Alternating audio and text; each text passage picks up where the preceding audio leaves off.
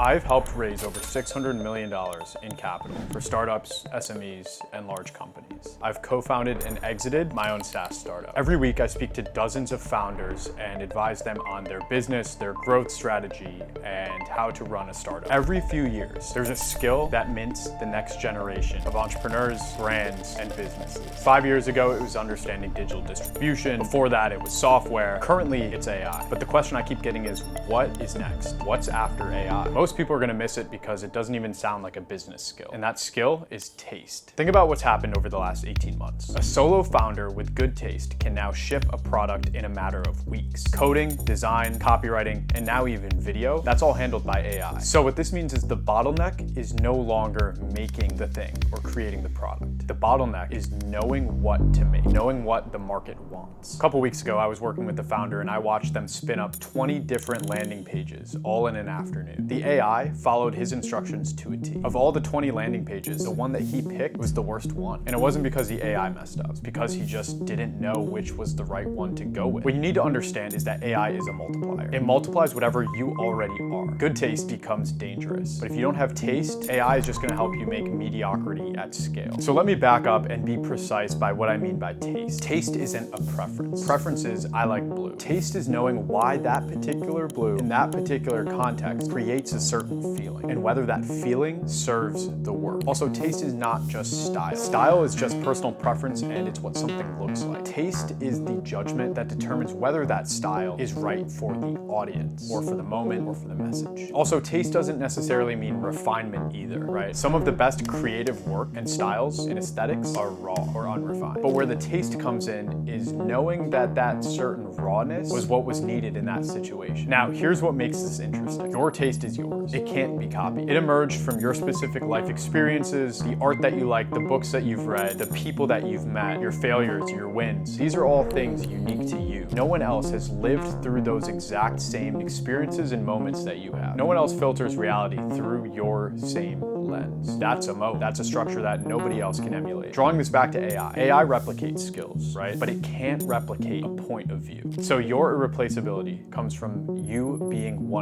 of one. You need to lean into that. So let me give you an example of where there's a company doing this very effectively. There's a company in Brooklyn called MSCHF that understood this exact concept early. Now, essentially, this is their business model. They release a brand new product every 2 weeks. Each one is completely unrelated to the last one. Think of edible candy shaped like AirPods, or perfume that smells like WD-40, Croc boots with Paris Hilton. Sounds like absolute chaos, right? Going against every single guideline of how a brand or a product should operate. They've done over 100 drops in 5 years, 8 figures in revenue. Demand for their shoes alone would have generated $125 million in revenue last year. And this is because they're not just selling products, they're selling taste. Each drop is a statement about what's interesting. It's a reflection of what's true in culture at that specific moment, and that resonates with people. People trust their judgment in terms of what's cool, what's trending, what good taste looks like, and they are able to monetize that attention and that trust. So that's the model. It's not what can we make, because AI tools can do that. It's asking what should exist.